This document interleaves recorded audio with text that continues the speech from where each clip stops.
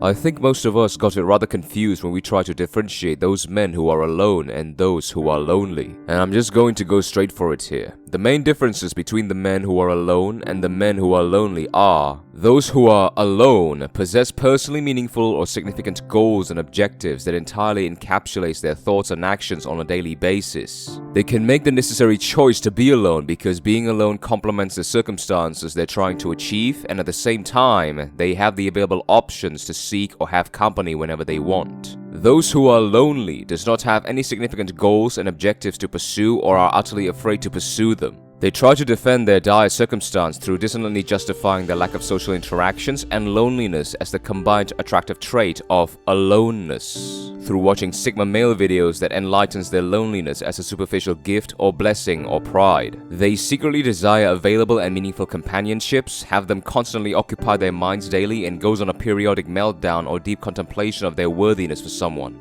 And they lack the social skills to develop valuable connections, onto which makes them appear desperate and awkward in social interactions. Simply put, those who are alone may not always prefer to be alone because they have the options not to be alone, but made the choice to be alone because it provides them the best and necessary course of action for cultivating self-fulfilling endeavors and circumstances. Those who are lonely innately and reassuringly does not prefer to be lonely, but are afraid to admit it and have no other choice but to involuntarily be lonely, because they have no other option or course of action to occupy themselves with besides lamenting and justifying about their lack of companionship. That is why there is a phrase that said, "I'd like to be alone," or "I prefer to be alone," but there is no phrase that said, "I like being lonely," or "I prefer being lonely." And I know what the main argument is going to be. But you could also feel lonely even when you're around other people, you know?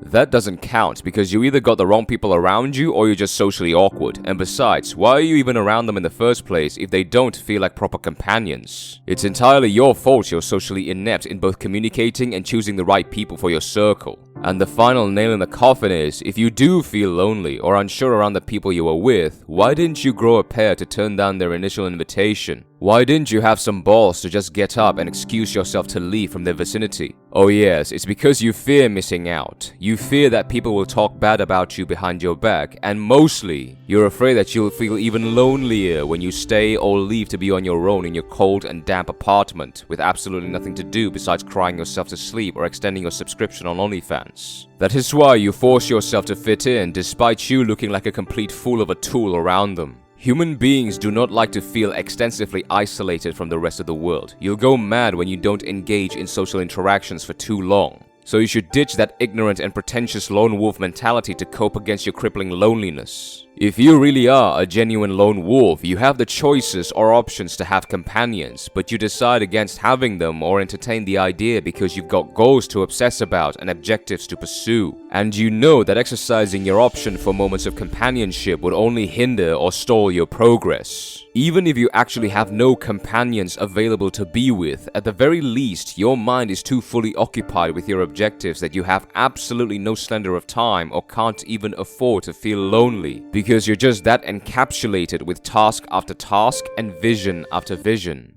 Your loneliness can mostly come from these three reasons. 1. You're just too immensely and reclusively afraid of rejection or criticism to the point where you become desperate for validation, which just turns people off when you manage to bring yourself to finally interact. Because you're basically being a creep or a nice guy that tries to hopelessly and desperately fit in within social situations. This can be mitigated if you just practice to properly and casually converse with others with the intention of getting to know them and not pleasing them or trying to win them over to their side. 2. You're just uninterestingly bland or have nothing valuable or respectable to offer. And this is mostly because you have no goals in life, no self-cultivating hobbies and endeavors, or nothing to be passionate about to eventually meet people of similar interests, have stories to tell, knowledge to pass, or wisdom to share. And 3, most importantly, you just doggedly refuse to admit to yourself that you are a sad and lonely person. Because it exposes or fully discloses all of your insecurities and hurts your fragile ego, which will shut all door for possible improvements you can make to change your circumstances. Your own stubbornness to make some compromise to the walls surrounding your weaknesses will eventually be the sole reason why circumstances will rarely work in your favor. If those Sigma male videos that endlessly try to justify your miserable suffering as a blessing without telling you to do anything about it to eventually overcome it still make you suffer the same suffocating feeling in the end as you were in the beginning, then why are you still watching and listening to them? Oh yeah, because it's emotionally enlightening. But remember, emotional enlightenment does not translate into a practical course of action.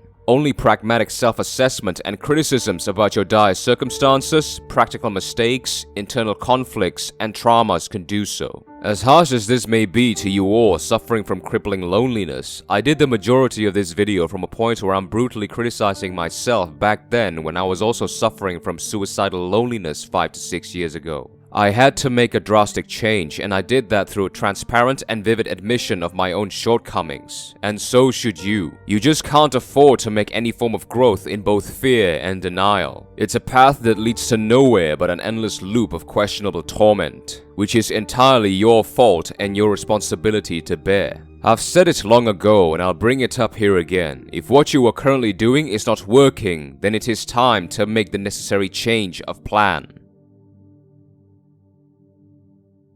Thank you for watching.